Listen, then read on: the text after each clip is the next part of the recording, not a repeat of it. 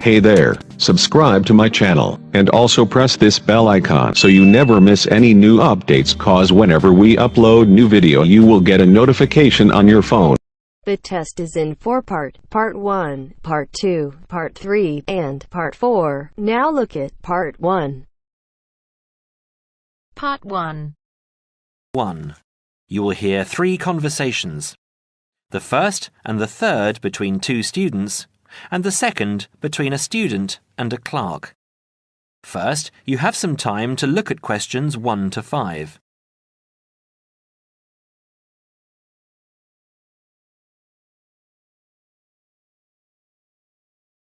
Now we shall begin. You should answer the questions as you listen, because you will not hear the recording a second time. Listen carefully and answer questions 1 to 5. Hi, it's Mike, isn't it? Yes, and you're... Phoebe. Phoebe, right. Where are you headed? I'm looking for the main hall. So am I. Are you going there to register for next year? Yes, I was told to go to administrations and fill in an application form. That's what I'm about to do. I went to information and they told me it was at the end of this corridor. Then we have to turn left and immediately right. That should lead us to the exit, where opposite we should find the entrance to ground level main hall. It's a big old red building. From there we need to go to the first level and then follow the signs. Apparently it's the second office opposite the foyer. It would be pretty hard to miss. That sounds easy. It shouldn't be too hard to find. Well, since we're both heading in that direction, let's go together. Hopefully it won't take too long. I haven't had anything to eat and I'm starving. Me too. Well, how about I go to the canteen and get us something while you make your way to the main hall? I'm sure there's going to be quite a wait. There always is. I can meet you there. Sounds like a good plan. What do you want me to get you? How about a chicken and salad roll and a drink? Okay. What if they don't have a chicken and salad roll? Anything similar, like ham and salad, or just plain salad and cheese. Oh, and don't forget the drink. I feel so dehydrated. No problem. What type of drink? I don't know. How about a Coke? No, nothing like that. Something healthier. An orange juice?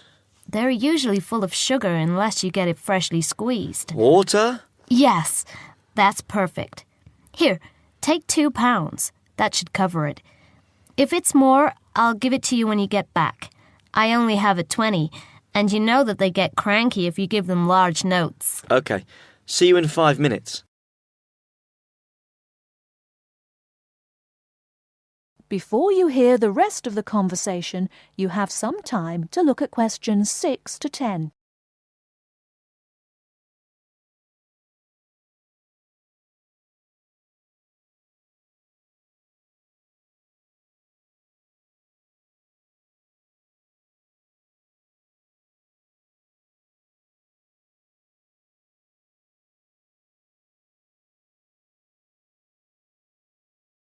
Now listen and answer questions 6 to 10. First year economics? I just have to fill out this form for our records. What's your name? Phoebe Payne. Can you spell that for me? Sure. P-H-O-E-B-E-P-A-Y-N-E.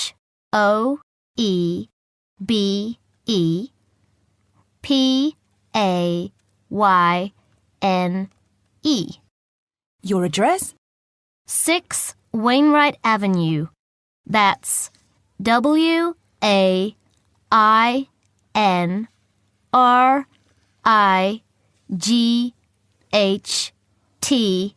Nottingham. Nottingham. And your phone number? It's not connected yet. I've just moved in. Okay. When you get your phone connected, contact us. I'll just make a note that your phone number is to be advised. I'll do that. What course were you doing? Law? No. Economics. First year. First year economics. Yes, that's right. Okay. Take this card across to the economics department and get it stamped. And then you need to come back here to pay your fees. I've made an arrangement to pay in installments.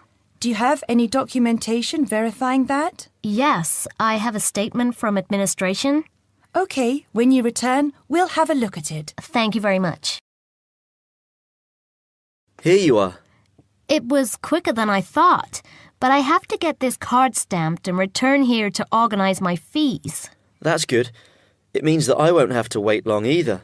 How did you get on? What with? Oh, the food.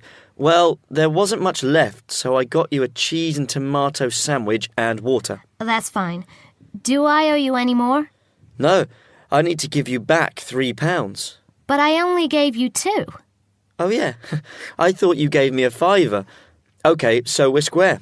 So what do I have to do? Go to the desk and give your personal details. Then they'll give you a card that you need to take to your faculty. What's your major?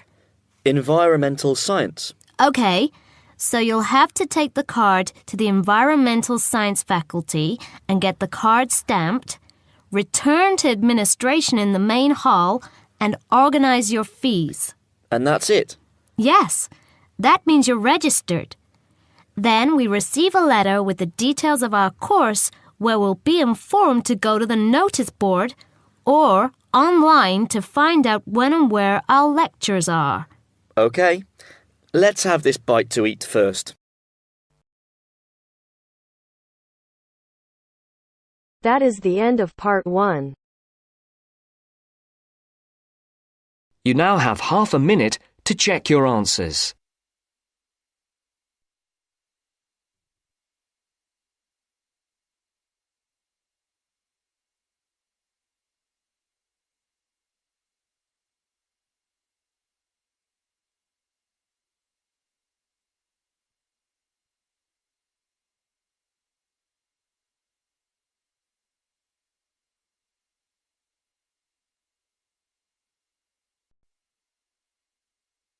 Now turns to part 2. Part 2. You will hear an extract from a talk about employment interviews. First, you have some time to look at questions 11 to 14.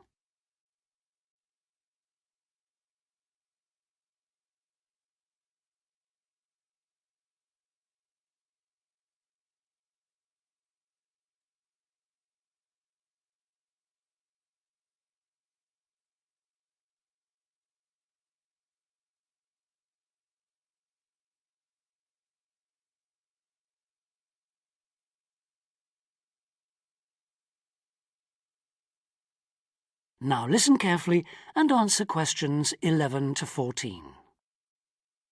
Today I have with me Sandy Richardson of the local Workforce Center, and she'll be talking about that critical step towards the goal of employment, the interview. Sandy, what is an interview for, and what's the best way to approach it? A job interview is simply a meeting between you and a potential employer to discuss your qualifications and see if there is a fit. The employer wants to verify what they know about you and talk about your qualifications. If you have been called for an interview, you can assume that the employer is interested in you. The employer has a need that you may be able to meet, so it's your goal to identify that need and convince the employer that you're the one for the job. As everyone knows, interviews can be stressful, but when you're well prepared, there's no reason to panic. Preparation is the key to success in a job search, and you can begin by collecting together all the documents you may need for the interview, such as extra copies of your resume, lists of references, and letters of recommendation. You could also take some work samples, selecting from what you have designed, drawn, or written, for instance. And make sure you have a pen and pad of paper for taking notes. The next step is to find out about the post. The more you know about the job, the employer, and the industry, the better prepared you will be to target your qualifications. Always request a job description from the employer and research employer profiles at the Chamber of Commerce or local library. You could also try to network with people who work for the company or with employees of companies associated with it. The next step is to match your qualifications to the requirements of the job. A good approach is to write out your qualifications along with the job requirements. Think about some standard interview questions and how you might respond. Most questions are designed to find out more about you, your qualifications, or to test your reactions in a given situation. If you don't have any experience or skills in a required area, think about how you might compensate for those deficiencies. Before you hear the rest of the talk, you have some time to look at questions 15 to 20.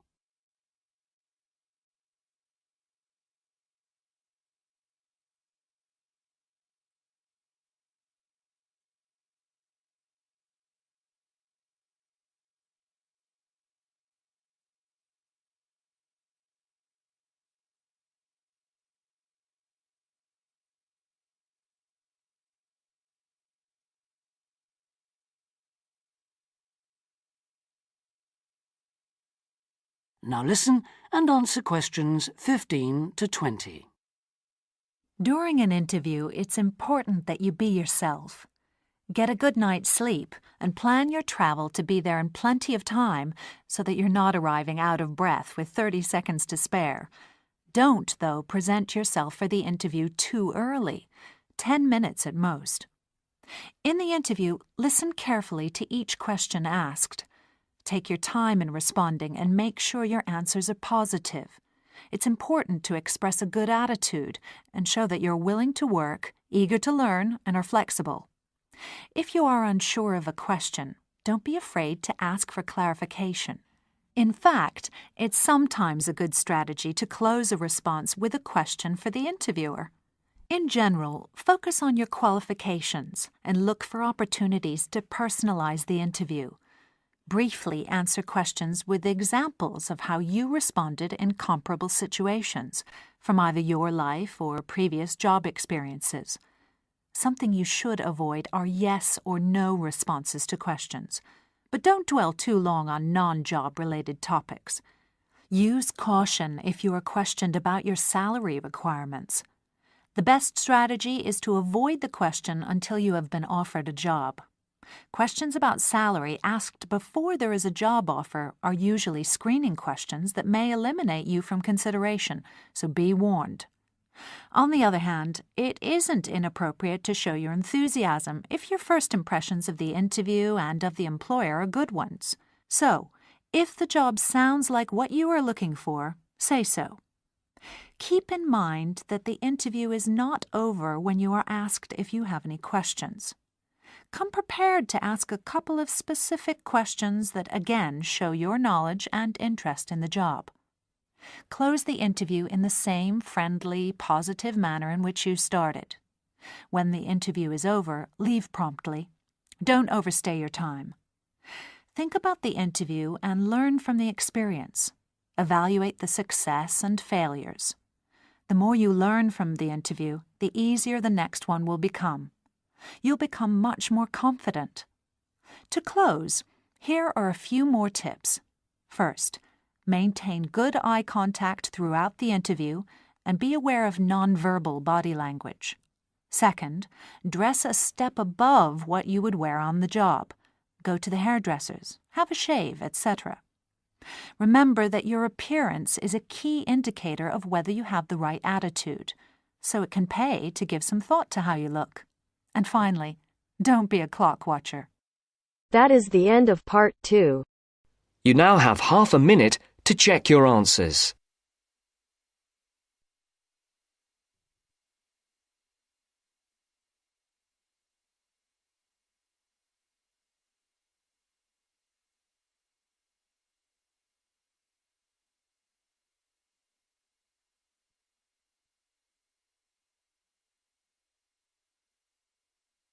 Now turns to part 3. Part 3. You will hear a tutor and some students talking about an assignment. Listen carefully and answer questions 21 to 26.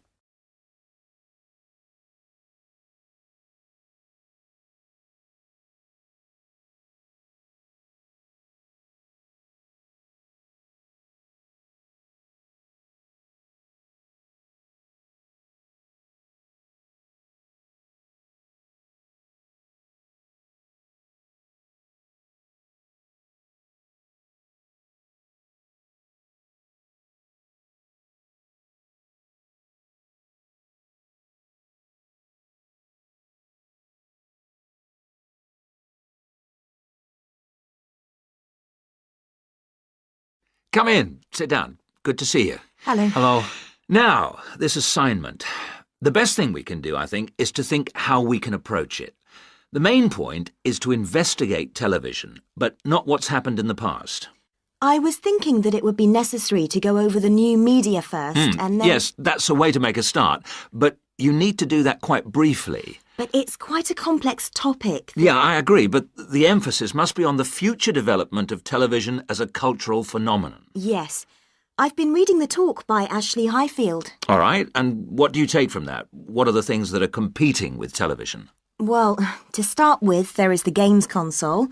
Then there is the personal computer and the internet. Then again, the mobile phone with its capability of games and puzzles. And of course, internet access. Lastly, there is the iPod with the possibility of listening to music wherever you go. Good, you've understood that. Now, which of these presents the greatest competition for television? Well, according to the research, it's video games. Yes, that's true at present, but in the future... I think the phone will present the greatest threat then. And why? Because it's mobile, portable, and it's developing fast. Yeah, I think you're right. You need always to look to the future and try to assess how things will develop, as we said. Good.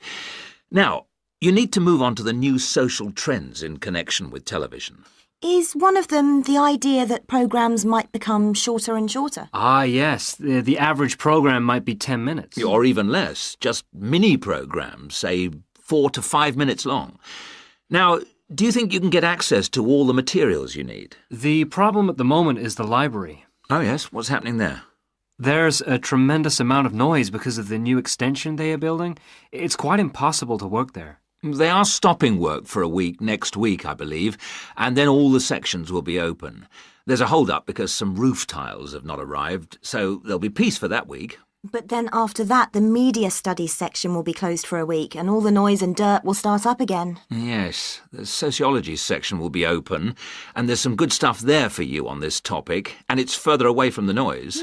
Yes, I don't think the sociology section is affected at all, and neither is the journal section. No. Obviously, they're rotating the closures, and it was sociology's turn to close for a week last term. I think we should make a complaint. Yeah, I think you should. I've had a word with the library staff. They are very sympathetic, but... They are affected by these works just as we are.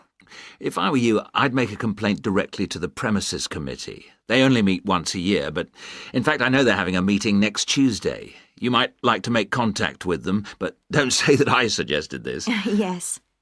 But the Students' Union might be better since they are independent of the university. That's true, but I can't imagine that people haven't already approached them about this.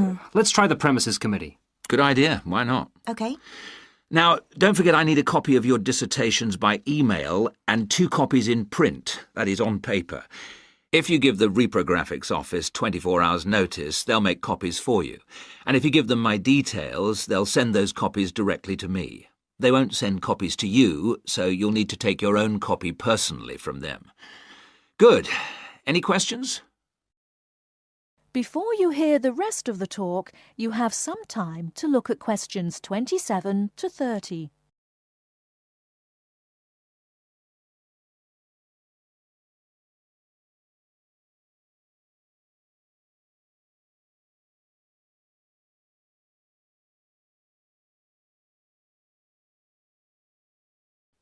Now answer questions 27 to 30. One little thing was just that I wondered whether we should actually talk about that famous website. You know the one, YouTube. Ah, I was rather hoping you hadn't overlooked that. Good point. It's mostly homemade videos. I suppose you could say that each video is a television version of a podcast. Anything else? Yes, I've got a question, I'm afraid. I'm not completely clear about the exact meaning of culture, as we are using it in this subject. Well, Mrs. Jones is giving a lecture on culture and society in the University Theatre. It's on Wednesday at 10 a.m, and you can learn all about it there, I'm sure. Can you give us that again, please? Yes, that's Culture and Society. It's in the University Theatre. And let me just check the time. Yes, here it is. 10 a.m. on Wednesday. She'll be giving a very thorough discussion of the issues in defining what culture means. Right. That's good. The thing is, the reading lists confuse me a bit. One thing that occurred to me was that it might be broken down into subsections for future students. Yes, that's a fair point. I'll bear that in mind. Now, don't forget, you need to do the reading and finish the assignment by the 4th of July. Is that okay? Fine. Thank you very much.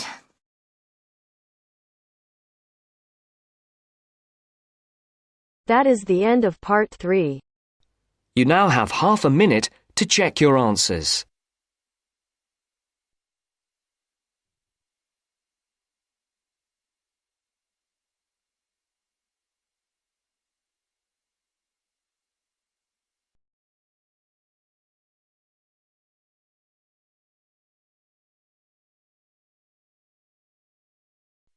Now turns to part 4.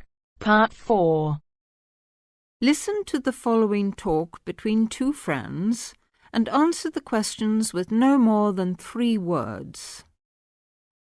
First, you have some time to look at questions 31 to 40.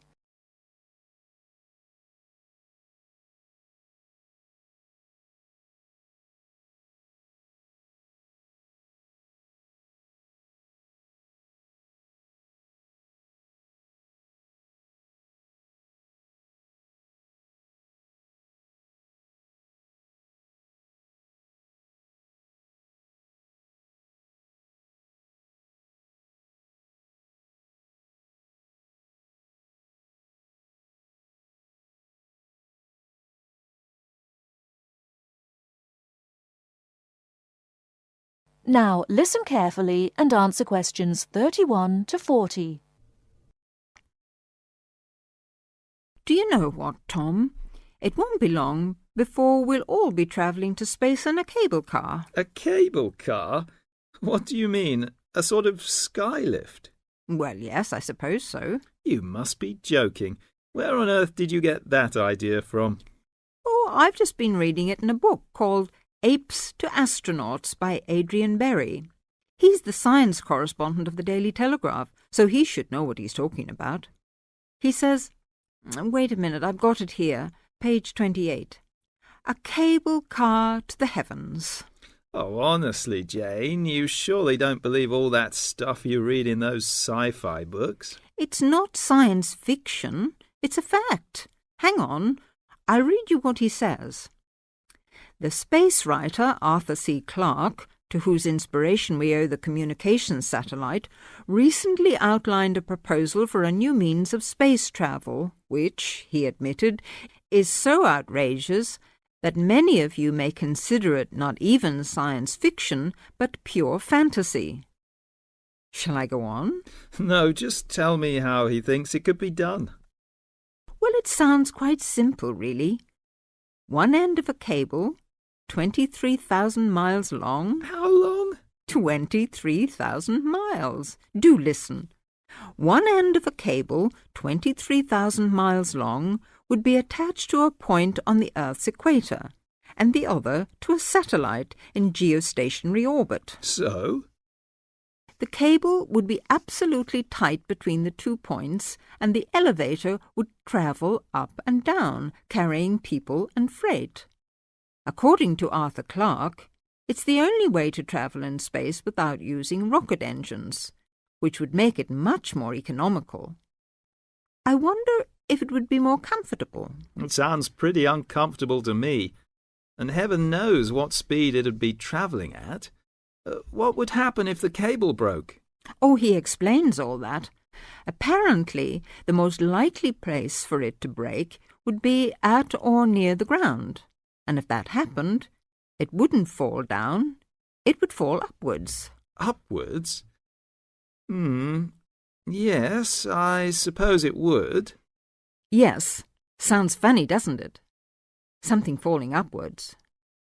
Anyway, it wouldn't matter too much either if the cable broke away from the high end. It'd remain rigid until it could be reattached to the satellite. I don't quite see why. Well, it would be the pull of gravity from above. Anyway, who'd want to be stuck in an elevator attached to a rigid cable thousands of miles up in space? I suppose he doesn't say what would happen if it broke in the middle. Actually, he does. He says it would be dangerous if the break occurred at any altitude up to 15,000 miles because the bit attached to the Earth would... what does he say? Oh, yes. Collapse and wrap itself around the equator like a whiplash. Whiplash? You know, the long bit of cord or leather on a whip. Anyway, even that would only be really catastrophic if the cable was made of steel or some other metal. Metals are much too heavy. The cable would have to be made of some material capable of suspension without snapping. But I thought you said the cable would be 23,000 miles long. I did, but the 3,000-mile breaking length is because of gravity. Well, all I can say is you'll never catch me going to space in a cable car. I'd rather keep my feet on the ground, thank you very much. That is the end of part 4. You now have half a minute to check your answers.